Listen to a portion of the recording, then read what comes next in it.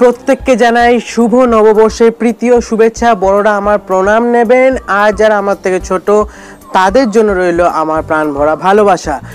আজকের ভিডিওতে আমি কথা বলবো Realme 3 Pro এর ব্যাপারে। এখন অবধি যা যা কনফিগারেশন জানা গেছে, যা যা লিক্স বেরিয়ে এসছে, যা যা ইনফরমেশন আমি গ্যাদার করতে পেরেছি, এই সমস্ত ডিটেলস নিয়ে আজকের ভিডিওটা আমি ডিসকাস করব। তো হ্যালো বন্ধুরা, আমার নাম হচ্ছে অভিজিৎ, আপনারা দেখছেন ফোন পাগলা। So without wasting a single minute চলুন শুরু করা যাক।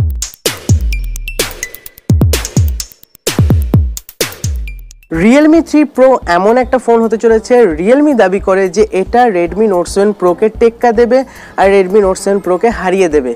এখন এই যে Realme 3 Pro ফোনটা বেরোচ্ছে, তার মধ্যে কী কী স্পেসিফিকেশন রয়েছে বা কীরকম টাইপের হতে চলেছে এর একটা সম্ভাব্য বিবরণ আমি দেব।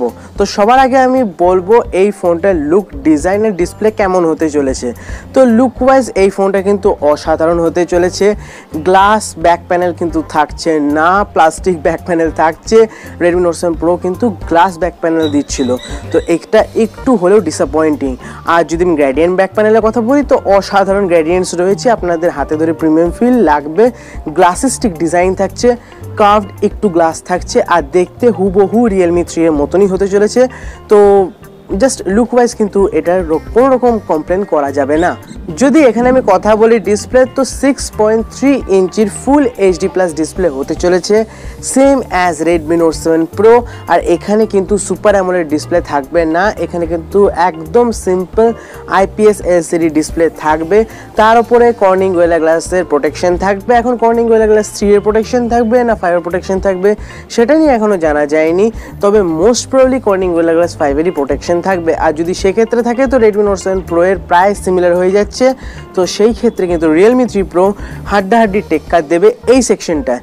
তো ডিউরেবিলিটি অনুযায়ী কিন্তু সামনের দিকে এই ফোনটা যথেষ্ট ডিউরেবল, দুটো ডিউরেবিলিটি সেম হবে যদি কর্নিং গোরিলা গ্লাস 5 আসে। আর যদি ব্যাক সাইডের কথা বলি, তো ব্যাক সাইডের Redmi Note 7 Pro কিন্তু অনেক বেশি ডিউরেবল। তার কারণ হচ্ছে পেছনের দিকেও কিন্তু ওখানে কর্নিং গোরিলা গ্লাস 5 এর প্রোটেকশন থাকছে। Realme 3 Proতে যেটা প্রসেসর ইউজ করা হচ্ছে সেটা হচ্ছে স্ন্যাপড্রাগনের 710 এর প্রসেসর, আর Redmi Note 7 Proতে ছিল স্ন্যাপড্রাগনের 675 এর প্রসেসর। এখন অনেকের মনে কনফিউশনে ক্রিয়েট হবে যে স্ন্যাপড্রাগনের 675 এর প্রসেসর বেটার নাকি স্ন্যাপড্রাগনের 710 এর প্রসেসর। তো একটা ডিটেইলড আমি ভিডিও বানিয়েছি, তো সেটা আপনারা আই বাটনে গিয়ে একবার দেখে নিতে পারেন, কারণ এটা কিন্তু এক কথায় বলা যাবে না যে কোনটা বেটার। এর জন্য একটা লং ভিডিও কিন্তু লাগবে, আর আমি সেটাই ওখানে বলেছি, ওখানে ডিসকাস করেছি।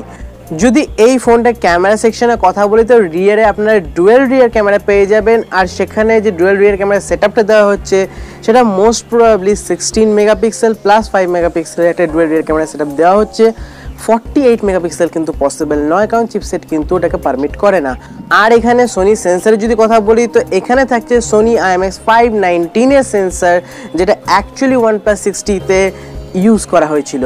এখন অনেকেই ভাববেন যে সোনি IMX 519 মানে খুব বেটার, কিন্তু সেটা নয়। সোনি IMX 586 একদম লেটেস্ট, আর তারপরে ওটা 48 মেগাপিক্সেলকে সাপোর্ট করে। অনেক বড় সেন্সারের ক্ষেত্রে ওটা ইউজ করা হয়, তো ফটো ডিটেল অবশ্যই বেশি আসবে Redmi Note 7 Proতে। কিন্তু এখানে Realme কিন্তু অসাধারণ কাজ করেছে, মানে এখানে পোস্ট ক্যাপচার যে প্রসেসিং হয় সেটা কিন্তু অনেক বেটার করে দিয়েছে। তার কারণে আপনারা যে কোনো ছবি দেখে বুঝতে পারবেন না যে এটা এত সুন্দর কি করে হলো। তার কারণ হচ্ছে এখানে যে সেন্সারটা ইউজ করেছে সেটা ডেফিনেটলি ভালো সেন্সার, কিন্তু তারপরে যে আপনার হোয়াইট ব্যালেন্স বলুন, ISO বলুন, এক্সপোজার বলুন, এত সুন্দরভাবে কোম্পানি সেট করে দিয়েছে, একদম আমাদের ক্লাইমেটের মতো করে সেট করে দিয়েছে, আমাদের যেরকম টেস্ট অফ চয়েস রয়েছে সেরকম অনুযায়ী সেট করে দিয়েছে, আপনারা কিন্তু চোখ ফেরাতে পারবেন না। আমি এই মুহূর্তে স্ক্রিনে কিছু স্যাম্পল শট আপনাকে দেখাচ্ছি।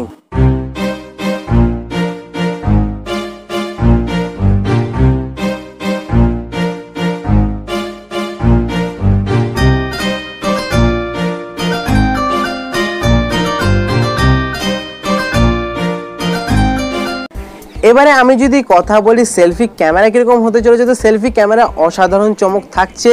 মোস্ট প্রবাবলি এখানে সেলফি ক্যামেরা ইউজ করা হচ্ছে 20 মেগাপিক্সেলে। তো এইখানে তো রেডমি নোট 7 প্রোকে হারে হারে টেক্কা দিয়েছে এবং জাস্ট ওয়াইপ আউট করে দিয়েছে। তার কারণ রেডমি নোট 7 প্রোতে কিন্তু 13 মেগাপিক্সেলের সেলফি ক্যামেরা ছিল। তো এখানে কিন্তু সেলফি ক্যামেরা অনেক বেটার দেওয়া হচ্ছে, আপনারা দারুণ দারুণ সেলফিস তুলতে পারবেন আর ডেফিনেটলি সেটা ফেসবুক, ইনস্টাগ্রাম বিভিন্ন জায়গায় কিন্তু পোস্ট করতে পারবেন। এই সূত্রে বলে রাখি আমার একটা ফেসবুক পেজও রয়েছে, তো এখনও পর্যন্ত যারা ওই ফেসবুক পেজটাতে লাইক দেননি তো প্লিজ একটু ঘুরে আসতে পারেন, সেখানে একটু লাইকও দিয়ে দিতে পারেন। এখানে যদি আমি ব্যাটারি সেকশনের কথা বলি তো ব্যাটারি সেকশন একটু সামান্য ডিসঅ্যাপয়েন্টেড থাকছেন, কারণ রেডমি নোট 7 প্রো এর থেকে মাত্র 40 mAh ব্যাটারি কম থাকছে রিয়েলমি 3 প্রোতে। এখানে যেটা ইউজ করা হয়েছে সেটা হচ্ছে 3960 mAh ব্যাটারি, কিন্তু এটা কিন্তু একদম সেম চলবে যেরকম রেডমি নোট 7 প্রো চলতো। তার কারণ হচ্ছে এই যে চিপসেট সেটা কিন্তু ব্যাটারি এফিশিয়েন্ট। তো ডেফিনেটলি ব্যাটারি সেকশনে আপনাকে কিন্তু কোনো রকম কমপ্লেন করতে হবে না। আর এর সঙ্গে থাকছে 20 ওয়াটের একটা ফাস্ট চার্জার, মোস্ট প্রবাবলি এটা আপনারা ইনবক্স পেয়ে যাবেন। এছাড়া এই ফোনে ব্যাটারি সাপোর্ট করছে VOOC চার্জিংকে, যার মাধ্যমে আপনারা 75% অবধি চার্জ করে নিতে পারবেন 30 মিনিটসে, আর বাকিটা হয়তো 10-15 মিনিট লাগবে, মানে মোস্ট প্রবাবলি 1 ঘন্টার মধ্যে আপনাদের ব্যাটারি ফুল চার্জ হয়ে যাবে, যেটা কিন্তু অসাধারণ ব্যাপার। আর তার সঙ্গে এখানে কোম্পানি কনফার্ম করে দিয়েছে এখানে কিন্তু সুপার স্লো মোশন ভিডিও আপনারা রেকর্ড করতে পারবেন। FPS নিয়ে আমি এখনও একটু দ্বন্দ্বে রয়েছি যে কত FPS পর্যন্ত এটা অ্যালাউ করা হয়েছে। অ্যাকচুয়ালি 960 FPS কিন্তু পসিবল নয়, সুতরাং 960 FPS পর্যন্ত আপনারা স্লোমো রেকর্ড করতে পারবেন না, কিন্তু 240 FPS ডেফিনেটলি থাকবে, 480 FPS ও কিন্তু থাকবে, আর যদি খুব ভালো কোম্পানি পারফর্ম করে তাহলে 720 FPS ও কিন্তু থাকতে পারে। এখন লেটস সি যে কত FPS পর্যন্ত ওরা এই ফোনটাতে দেয়। তো ফাইনালি আসবো এই ফোনটা র্যাম আর রোম ভেরিয়েন্ট কী হতে চলেছে। তো 4GB, 6GB, 8GB তিনটে র্যাম ভেরিয়েন্ট হতে চলেছে। আর রোম ভেরিয়েন্টে যদি কথা বলি তো মোস্ট প্রবাবলি 64GB, 128GB, আর তার সঙ্গে হয়তো বা একটা 32GB ভেরিয়েন্ট আসতে পারে। আর যদি প্রাইসিংয়ের কথা বলি তো বেস প্রাইস এটার হতে চলেছে প্রায় 15,000 টাকার কাছাকাছি। এখন লেটস সি কত দামে এটা ইন্ডিয়াতে লঞ্চ হয়। আর যদি বাংলাদেশ প্রসপেক্টের কথা বলি তো প্রায় এটা আপনার 18 থেকে 20,000 টাকার মধ্যে আপনারা পেয়ে যাবেন। আর খুব জলদি দেখতে পাবেন 22 এপ্রিল এটা ইন্ডিয়াতে লঞ্চ হচ্ছে। তো ডেফিনেটলি বাংলাদেশে হয়তো নেক্সট উইক বা তারপরের উইক মানে মে মাসের নাগাদ কিন্তু আপনারা পেয়ে যাবেন। যে মুহূর্তে এটা রিলিজ হবে আমি কিন্তু ডিটেল স্পেসিফিকেশনের ওপর একটা ভিডিও বানাবো।